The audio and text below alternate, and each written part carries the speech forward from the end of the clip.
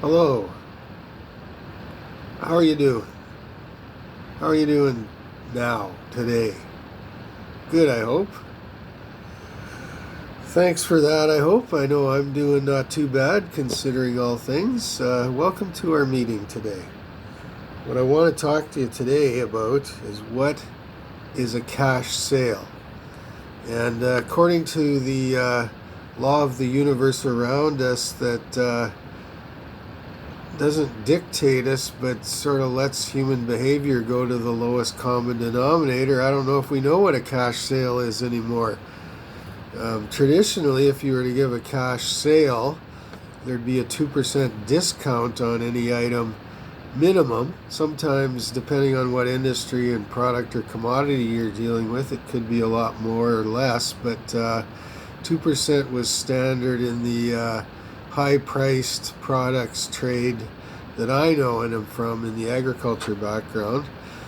But when your margins are at a point where if you give a 2% cash discount, I suppose, and then you're sub-zero minus negative margin, well, the cash discount kind of becomes irrelevant. Cash is the price nowadays, the way it goes in that. So what I want to honor here in the regard that I have from the ancient scriptures and proven time-tested in the business methods that I've used and utilized and have throughout my life, in the twofold gain, the double increase, and the profitability of it, the good customer astuteness, the hold of hanging on to them here at Connections Consulting through my entire history of my company and the companies I have worked for. We now have an 800 customer list, 800 different corporations, people running them, I suppose, in that manifold. And then we have contract agreements with 14 different companies where we've been working tightly with about 5 of them, I suppose, now in some profitable work we did last year in 2019, and then some training outlook on the horizon here as we're signing our deal with, we signed it. The check is almost in hand here with Hitachi for some training contracts in the training room and online, I suppose, I know, as we go forward. So that's for this December. So we're at that brink, right? That tipping point I've always been talking about. But what is a cash sale? And we want to honor that because we think we need to rebuild in society, people in general, businesses. Price is the lowest law of the land, but when price runs out and it's zero margin, then nobody wins, and we start to see for sale and for lease signs go up on all these nice buildings that boomboxed up all around us in an economy in North America that has been very thriving and brought people here from all over the world to work in our economies. And now we have people and we have unemployment and we have lots of buildings for rent and lease, and it's no good. So we're going to start over and we're going to break subground zero. And depending on how much time where the Lord returns and rescues us home to heaven, as I've always said, and I suppose is in a near future of anywhere from now to 40 years in my lifetime, we need to rebuild the economy and work at it as though we're turning this thing around. Because what else? If you're not in Christ, you're not in nothing. If you're not standing on the rock, on the solid rock, and the principles of the time-tested truth, we got nowhere to go anymore. We cannot afford, I suppose, to stand on sinking sand. You've seen those movies like the old TV show Gilligan's Island, and they get into that quicksand and they sink and sink, and then they're below it and their fingers sticking up. Well, you can't breathe under sand. You can't breathe under water. And we don't want to be like the skipper, even though he tried getting them marooned on a desert island. But I suppose they did live, even though they were on the island, until the eventual day of rescue, and they set up a civilization in huts, I suppose. We want to try to establish and rebuild our economy. So what are the 4 things you got to know, I guess? And this is for anybody and everybody. This is for all ages, right down to millennials. So even if you're a worker who's a millennial and you just started your career, you need to know these things because you might not be in your worker role much longer. You might be a manager soon after somebody retires or whatever, and businesses need to depend on young and upcoming strength. So here it goes.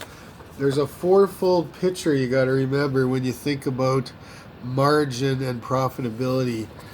Okay, it's your price. What is the price you're actually selling the product for, the commodity, the meal, I suppose, even in a restaurant or whatever, right? You know, it's like a whole buffet section or it's a one order meal, whatever. So you start with your price. That's the posted price on your thing, your price list, your menu, your label, whatever. Then you have your cost. And really, without getting into a complicated profit P&L statement, line item scenario, everything can be summed up here, cost. And that's basically all your goods.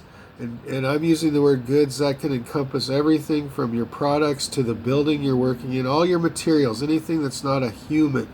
Then you have your labor, so cost.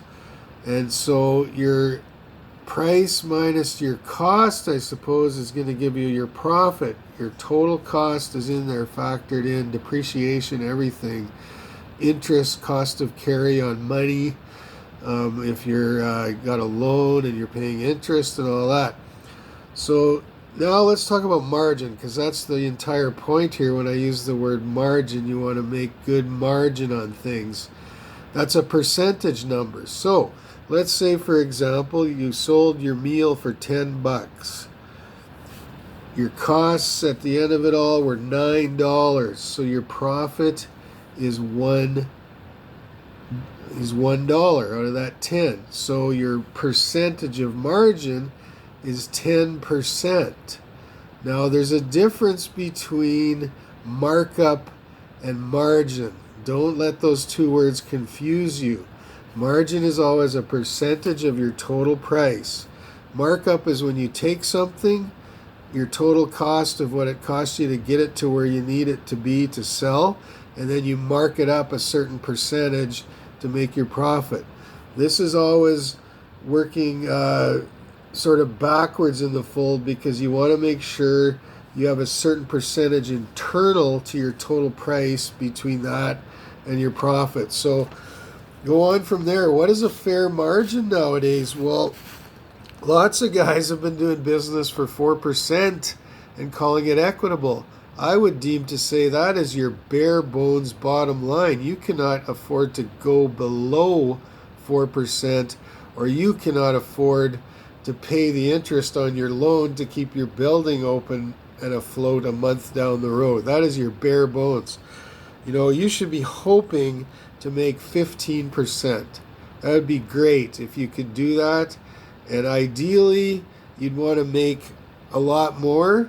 In the old days, we used to bank on, we got to make 30% margin. Boy, if we have to dip it down to 22%, that's kind of our rock bottom to be profitable and still have an equitable living, make good commissions and bonuses, I suppose, on top of our fair and equitable salary, all that. So that's kind of your range, somewhere between 4 and 32%. You may find if you can sell a lot of your products, like 90% of them, I suppose, and never have to go below 4%. There may be the odd select product group you can bring in at the high end when it's new, I suppose, and try to deem it in at that 32%. It would be rare, but it would be incredulous if you actually made 50% margin on something. 50%. That's not without of the realm of possibility, but it's almost unheard of anymore. So your newer products, bring them in on the cycle. If you can still try to target them and make 32%, that's good equitable living, totally profitable. But 15% should be your no shame level. 4% is your bare bones. If you can't make 4%, why are you there? What are you doing? And I just want to say this equitably to you as a business coach, a person who coaches profitability in business training in that section of our element. We do have some products and services I'll be mentioning here in a minute. And well, actually right now, why don't I just take a bite of one? Chocolate chip cookie. And this is Mrs. May's homemade chocolate chip cookies. And in our 70 product group and services in our total business plan, what we're going to be doing is we're going to give that recipe away. Actually, look below this video on the timeline, on the thumbnail, and you can get the recipe in honor and tribute to my mother. Because of hard times in COVID, we're giving that away free. October's been decision month. We've been reorganizing what we're doing in our business plan to see if there's anything we need to cut, and we'll be announcing that this week sometime. But one of the things we're going to do, and there's only about 2 things we're going to probably cut for now or put on hold. One of the things we're going to do equitably is give away the recipe on our website here for those cookies. And, they're very awesome. And, when you think of Jesus, when he says on the last day, did you feed the hungry? Did you give the thirsty a drink? And he asks you all those questions. My mother faithfully has made since she was a young woman. And actually, I'll just show you a picture of her when she was a young lady here. And there she is right there on the top. I don't know if that's your right or left. But anyway, you can tell she's got that nice kind of vest outfit on there. And faithfully, now this recipe will make you 1 pail of chocolate chip cookies, but she always made 4 growing boys through the years, took us into our family, and that was an encouragement of heart. Even when you're older, your family's growing up or growing up, you're coaching them in life and all that, and all the, whatever it takes to be a father, a mother, a parent. And all of a sudden there's an encouragement to you, shows up on the step on your next visit when your mother visits, who's now well into her late 70s, still making 4 of these big ice cream pails. Woo! And it's an encouragement even to an adult boy, because when you're an adult son, and and you're a mother that wants to care about your kids, and how do you do it? They're now adults. They're totally, independent, living their own lives, but yet you want to be involved with them and stay family. That's just a very nice way. My mother has always done that, and I know on the last day when Jesus stands there and she's before him, he will honor her for feeding the hungry, her boys, because even sometimes your own heart gets hungry, and it's just encouragement. So go from there. I would encourage any of you older ladies that if you aren't doing that with your grown sons or families, is what a way to, just involve yourself with them in life and stay part of them and who they are. So that's a good coaching way, because, people like to always coach and talk to each other and encourage each other and make sure we're moving forward in life. And that's awesome. Sometimes your mother, who's in her late 70s, gives you a good idea that you never even thought of one week. And then, if you didn't hear from her for another 6 months, what would it matter? I mean, you still stay in touch. So go from there. But on the profit range, I guess what I want to say to you there is, if you are down at the low levels, one of the ways we're going to rebuild this bridge to humanity with a profitable life, so we can live more humanly again and not have to be in this sort of starvation mode of a bare bones sustenance where the government's forking out money to everybody. And I would say they are and should, and I wish for mine to come this week, as I've been talking and making the calls and everything, I suppose. And but we're going to have to start building up charges again, okay? So the price is cash. When someone quotes you a price, there is no cash discount because there's no margin left. So if you're only making 4%, expect you're paying cash up front, and it's a cash deal.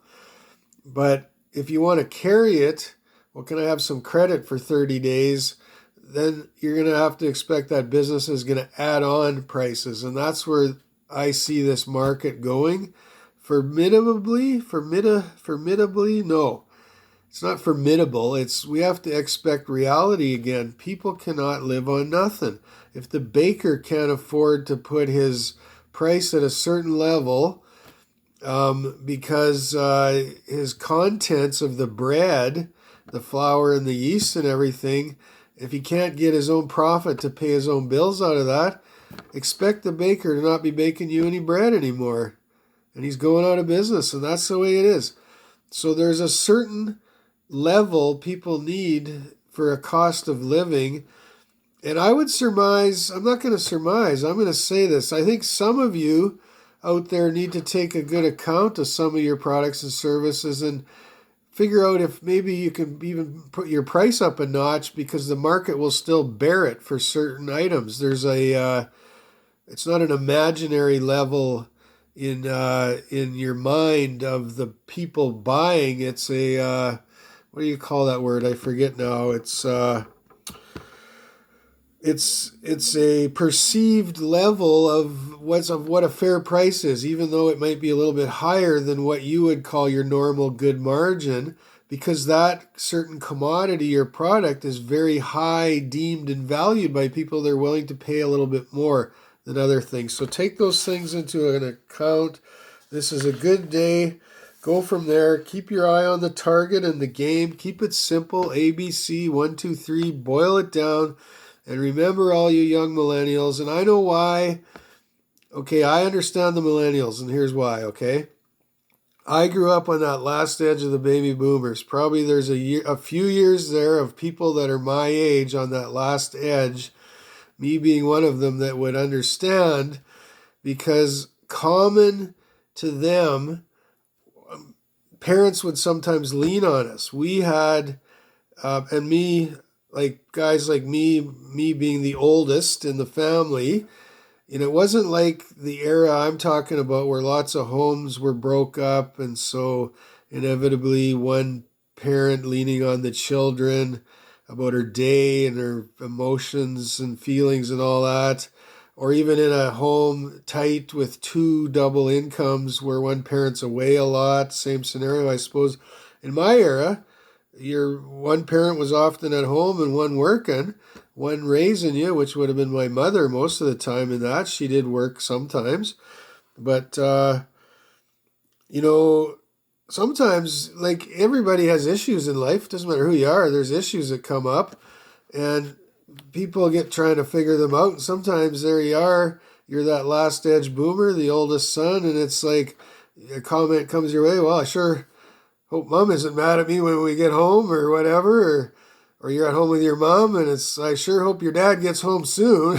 So you're naturally, even though there's not the big talk the millennials have received in the day we live in, there was a felt sense of responsibility with the parents. So I can understand how millennials think. And one of the things I want to, pare down to you business owners and captains of your ship, your millennial leaders who are running shift supervisor at McDonald's or whoever, anybody, corporate manager, is they think like this. They don't want a bunch of fluff.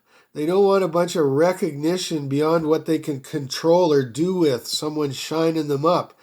What millennials like, as I would suppose I like, and guys in that band of time, you just want to know you did a good job, and you want some recognition at the end of it that it was good. So it's all squared away. It's that whole squared away thing. And if you can't do that, all the stuff you're trying to do to keep people on board and on the team and shining with you properly for the most difficult situations, or when the raises get handed out or whatever, it ain't going to work anyhow. They are formidable in the fact they want to know, did they count or not in your eyes? You're paying the check, you're the boss's word, I suppose, or whatever. And it'll be all squared away at the end of the day, or when they get the reward, the employee of the month, or the or when there's rewards and recognition handed out, that's all. They don't want the ray of sunshine blowing up at them. And in fact, if you try to give them recognition, they're probably going to run away from you because it doesn't count if it isn't actually accurate and true based on the do and what they did. So there's my word for you for today. I hope you had a good day and that this is really the cash sale. What is it for More Than Conquerors? And we'll talk more about that in the next meeting here when we get into our training leadership. Bye for now and have a good day. Gonna run away with these cookies now in my heart.